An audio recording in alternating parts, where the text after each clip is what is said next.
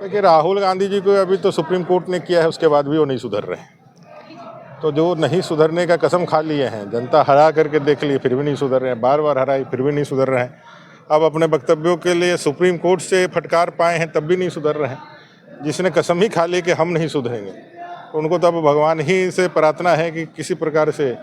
उनके मन मस्तिष्क में थोड़ी सी सद्बुद्धि पैदा करे और देश के प्रति और देश के खिलाफ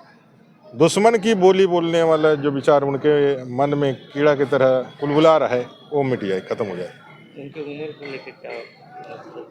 है? नहीं, भारतीय जनता पार्टी का एक विचार है, भारतीय जनता पार्टी ने, हम लोग सबका विचार, हम लोग व्यक्तिगत मैं भी कह सकता हूँ कि भाई राज्य की सरकार ने 50 साल के ऊपर पेंशन योजना लागू कर दी है, सर्वजन पेंशन का। राहुल गांधी जी को अभी भी लोग कहते हैं कि हमारे युवा साथी हैं। जैसा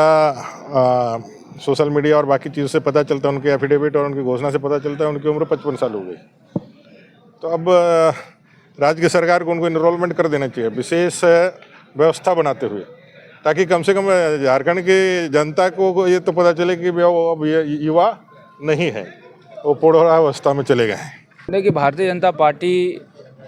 के द्वारा पूरे प्रदेश में तिरंगा यात्रा का कार्यक्रम आयोजित हो रहा है। उसी के नियमित आज बोकारो जिला हम लोग पहुँचे और मैंने कार्यकर्ताओं से आह्वान किया है कि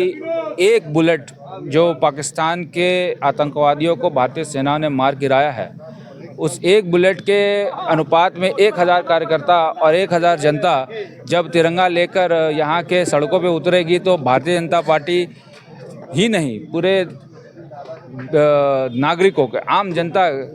के द्वारा जो भारतीय सेना को सम्मान मिलेगा, उनका जो है मनोबल और बढ़ने का काम हम लोग करने वाले हैं। इसीलिए मैंने कहा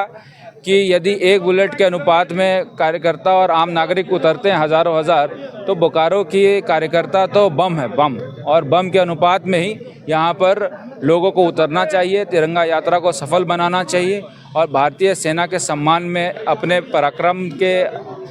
बदौलत जो उन्होंने कीर्तिमान स्थापित किया है, उसके सम्मान में भारतीय जनता पार्टी और आम जनता को सहभागिता देते हुए इस तिरंगा यात्रा को सफल बनाना चाहिए।